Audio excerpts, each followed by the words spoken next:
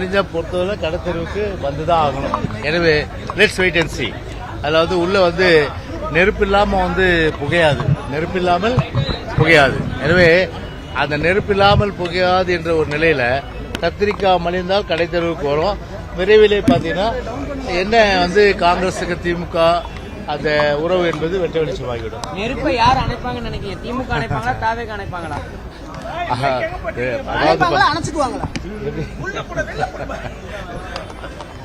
எங்களை பொறுத்தவரை சரி, அவர்கள் அணைத்தாலும் சரி, அணைக்காவிட்டாலும் சரி, அணைத்துக் கொண்டாலும் சரி, எங்களை பொறுத்தவரை மாபெரும் வெற்றி.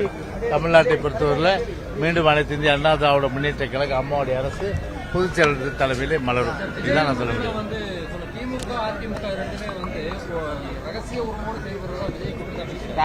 முதல்ல நான் என்ன சொல்றேன், ஒரு ஸ்கிரிப்ட் மனப்பாடம் பண்ணி பேசுறது ரொம்ப ஈஸி. அது யார் வேணாலும் பேசலாம் ஸ்கிரிப்ட. அது ஆக்ஷன் ஏற்கனவே அவர் ஒரு கை தேர்ந்த ஒரு நடிகர். அதனால் அவர் சொல்லித்தர தேவையில்லை. எப்படியெல்லாம் பாடி லாங்குவேஜ் இருக்கணும் அப்படின்றத அவர் கெட்டி அவர் தன்னுடைய பாடி லாங்குவேஜ் மூலமா வெளிப்படுத்த முடியும். நான் என்ன சொல்றேன், பிரஸ்ஸை மீட் பண்ணுங்கன்றேன். ஏங்க ஒரு தடவையாவது பிரஸ்ஸை மீட் பண்ணுமா இல்லையா? நீங்க கேக்குறீங்க என்ன கேள்வினாலும் நான் ப்ரிப்பேர்டா இல்லையா? இல்ல, ஆனாலும் நான் ஸ்பான்டேனியஸா சொல்றேன்ல. அந்த மாதிரி விஜய் இங்க சொல்லுங்க. அந்த மாதிரி ஒரு சொல்றதுக்கு ஒரு தில்லு வேணும், திராணி வேணும். அந்த தில்லு திராணி இல்லாம ஏன்னா இவருதான் தில்லு திராணி இருக்க மாதிரி எழுதி கொடுத்த ஸ்கிரிப்ட்ல யாரு டைரக்டர்? ஆதவர்ஜனாவும் அருண் தான் டைரக்டர். இவர் ஸ்கிரிப்ட்ல படிக்கிற ஒரு வசனத்தை படிக்கிற ஒரு நடிகர். அப்படிதான் பார்ப்பாங்க. திமுக கூட்டணியை எல்லாருமே கூட்டணி பேச்சுவார்த்தைக்கு அறிவாலயத்தில் வச்சு பேசுறாங்க. நாம டெல்லி போறோம் அப்படின்றத குற்றச்சாட்டாவும் இருந்துட்டே இருக்கு. டெல்லி போய் பாஜக பேசிட்டு வரோம். இதை எப்படி பாக்குறோம்? யார் சொல்ற? தொடர்ந்து சமூக வலைதளங்கள்ல கூட திமுக தலைவர்கள் எல்லாருமே சொல்றாங்க. பொதுவாகவே ஒரு கூட்டணி கட்சிகள் பரஸ்பர ஒரு இது இருக்கும், அந்த பரிமாற்றங்கள். அந்த அடிப்படையில் தான் பார்க்கணும் மொழிய அது ஒரு குறுகிய கண்ணோட்டத்தோடு பார்க்க கூடாது. சார், அதிமுக கூட்டணி கட்சிகள் அதிமுக தொகுதி பங்கீடுகள் கேட்காம நாங்க பாஜக கேட்டு பெறுவோம், பாஜக கேட்டு பெறுவோம்னு சொல்றாங்க. இந்த மாதிரியான நிலைப்பாடு எப்படி சார் பாருங்க? குறிப்பா அமமுக இது ஏற்கனவே பொதுச் செயலாளர் பற்றி தெளிவுபடுத்திட்டார். அவர் தெளிவுபடுத்தின பிறகு நான் என்னதுக்கு பதில் சொல்லல. நீங்க ஏற்கனவே புதுசாக தெளிவுபடுத்தி கேட்கலையா? மறுபடியும் ரீவைண்ட் பண்ணி கேளுங்க. அது அவரு பொதுச் செயலாளர் நீங்க கேட்ட கேள்விக்கு பொதுச் செயலாளர் தெளிவான பதில சொல்லிவிட்டு மேற்கொண்டு நான் எந்த கருத்து சொல்ல முடியாது. தமிழகத்திற்கான பெண்கள் பாதுகாப்பாக ஆமா, அதுதான் இப்ப என்னன்னா, இவர் ஆரம்பத்தில் என்ன சொன்னாரு, வாங்க ஆட்சியில பங்கு தரோம், வாங்க அதிகாரத்தில் பங்கு தரோம். ஒருத்தரும் வரல. ஒருத்தராவது போனாங்களா? காவேரி பக்கம் போகவே இல்லை. போகாதனுடைய விளைவு இப்ப ஆட்டை கட்சி மாட்டை கட்சி கட்சியில மனுஷனை கிடைக்கிற கதையா இப்ப எங்க பக்கம் திரும்பிக்கிறாரு. அதனால எங்க பக்கம் திரும்பினா வீணா வாங்கி கட்டிக்கிற ஒரு நிலைமை தான் நிச்சயமா தாவேக்காவுக்கும் திரு விஜய்க்கு ஏற்படும். முதல்ல அது தெரிஞ்சுக்க. முதல்ல தமிழகத்துல பெண்கள் பாதுகாப்பு கூட்டணியில அதிகமான தொகுதிகளை கேட்கறாங்க. அதிமுக வெற்றி பெற்றிருக்கக்கூடிய அந்த தொகுதிகளை கூட பாஜக அதிகமா கேட்கறாங்க. தொகுதி பங்கீடு எப்ப நடத்துவீங்க? அதெல்லாம் உரிய நேரத்தில் நடக்கும் சொல்லி பூஜா சொல்லியிருக்காரு. அதே தான் என்னுடைய பதில். ஆனா ஒண்ணு மட்டும் சொல்றேன், திமுக பொறுத்தவரை ஒரு மிக மிக மிக மிக ஒரு படுதோல்வி தமிழ்நாட்டில் அடையிற ஒரு சூழ்நிலை.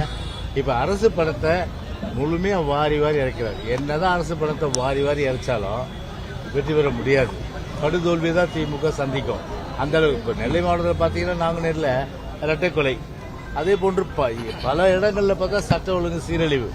முழுமையாக ஒட்டுமொத்த தமிழ்நாடே கஞ்சாவிலும் போதை வஸ்துகளாலும் அதே போன்று பல்வேறு அடாவடித்தனங்களாலும் இன்னைக்கு தமிழ்நாடு சீரழிந்து ஒரு பாதுகாப்பற்ற நிலை இருக்கு.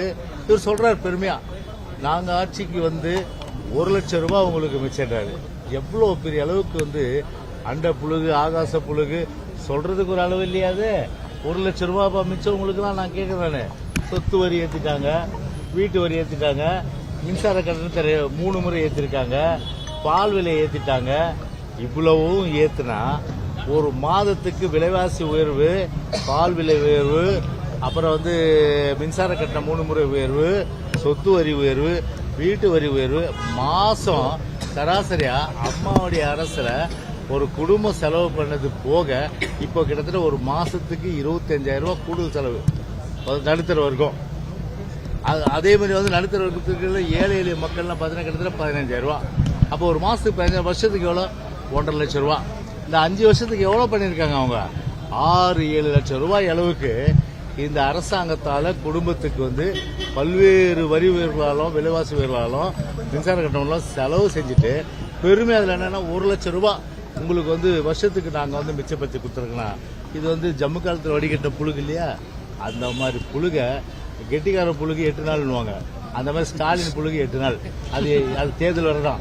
தேர்தல் பிறகு நிச்சயமா அந்த புழுகு மூட்டையெல்லாம் காணாம போயிடும். பாஜக அதிகமான தொகுதிகளை கேட்கறதாகவும் தொகுதிகளை கேட்கறாங்க. இந்த தடவை கூடுதலா கடந்த முறை விட கூடுதலா பாஜக தொகுதிகள் வழங்கப்படுமா? சரி, அதெல்லாம் இன்டர்னல் மேட்டர்ஸ். அதாவது ஒரு கூட்டணி கட்சிக்குள்ள நடக்கிற பேச்சுவார்த்தைகள், அந்த பேச்சுவார்த்தைக்கு ஒரு குழு போட்டிருக்கு. இது எங்கிட்ட தேர்தல் அறிக்கை குழு அந்த விஷயங்கள் கேட்டுலாம் நான் சொல்ல முடியும். இந்த குழு விஷயங்கள்ல எப்படி நான் சொல்ல முடியும்? அது வந்து எதுவுமே வந்து அவங்கவுங்க வேலையை அவங்கவுங்க பாக்குறது தான் அது கடமையும் சிறப்பும். என் வேலையை நான் பாக்குறேன். ஓகே, தமிழகத்துல எப்ப தேர்தல் அறிக்கை அது சீக்கிரமா உங்களுக்கு சொல்லுவோம். ஒன்னும் கவலை. தமிழகத்துல பெண்களுக்கான தமிழகத்துல கூட்டணி இருக்கனால சிறுபான்மை வாக்கு வந்து வரது அதிமுக சிதறன்னு நினைக்கிறீங்களா? இதே சிறுபான்மை வாக்கு வந்து அதிமுக சிதறன்னு நினைக்கிறீங்களா? போன முறை நீங்க சொல்லிருந்தீங்க சிறுபான்மை வாக்கு எனக்கு வரல, நான் தோத்துட்டேன் பாஜக இருந்தனால. இந்த முறை சிதறன்னு நினைக்கிறீங்களா? இல்ல, அதாவது அந்த காலகட்டம் வேற இந்த காலகட்டம் வேற. சிறுபான்மை மக்கள் இன்னைக்கு உணர்ந்திருக்காங்க. இன்னைக்கு அதாவது இந்த ஆட்சியால முழுமையான அளவுக்கு வந்து ஒரு நன்மையும் இல்லை. சிறுபான்மை மக்கள் தேனும் பால ஆறு ஓடுதா? இப்போ என்ன வந்து அவங்க சமூக அளவுலையும் கல்வி அளவுலையும் பொருளாதாரத்திலையும் இந்த 5 ஆண்டு காலத்துல சிறுபான்மையின மக்களுடைய வாழ்க்கை தரம் உயர்ந்திருக்கு. அதை சொல்ல சொல்லுங்க ஸ்டாலினால, சொல்ல சொல்லுங்க முதல்ல. தமிழகத்துல